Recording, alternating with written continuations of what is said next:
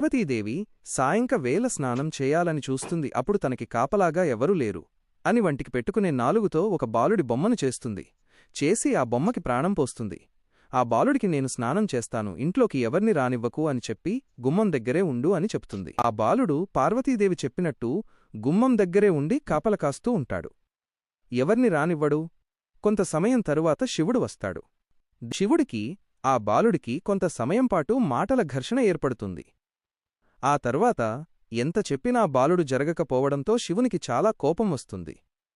ఆ బాలుడు కూడా పార్వతీ ఆజ్ఞతో పుట్టినవాడు కాబట్టి కోపంతో ఇద్దరు యుద్ధం చేస్తారు. ఆ యుద్ధంలో శివుడు కోపంలో ఆ బాలుడి తల నరికేస్తాడు. దృశ్యం పార్వతీదేవి చూసి బాధపడి ఏడుస్తుంది. తల్లి ఆజ్ఞను నెరవేర్చే క్రమంలో పరమశివుడి చేతిలో హతమైన ఆ బాలుడిని చూసి పార్వతీదేవి కన్నీరు మున్నీరైంది.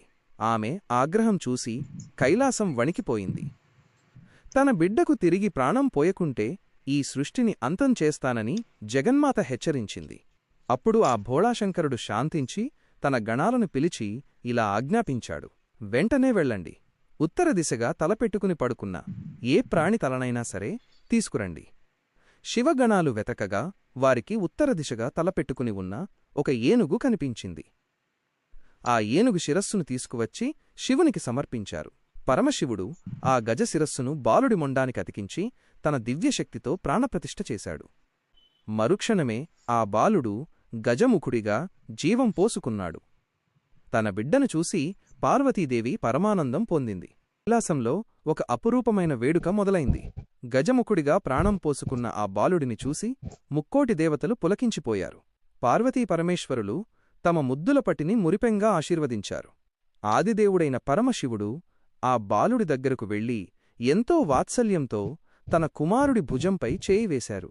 అక్కడ ఉన్న దేవతలకు, గంధర్వులకు మరియు తన శివగణాలందరికీ ఆ బాలుడిని పరిచయం చేస్తూ ఇలా ప్రకటించారు. ఈ రోజు నుండి ఈ బాలుడు నా సైన్యమైన గణాలకు అధిపతి. అందుకే ఈయన గణపతి. సకల దేవతల శక్తులు ఈయనలో నిక్షిప్తమైయుంటాయి. ఈ ప్రపంచంలో ఏ కార్యమైనా సరే విఘ్నాలు కలగకుండా ఉండాలంటే ముందుగా ఈ గణనాథుడినే పూజించాలి. దేవతలందరూ ఏకమై ఆ విఘ్నేశ్వరుడిపై పుష్పవృష్టి కురిపించారు. అలా కైలాసం సాక్షిగా లోకానికే ప్రథమ పూజ్యుడిగా వినాయకుడు అవతరించాడు. ఓం గం గణపతయే నమః.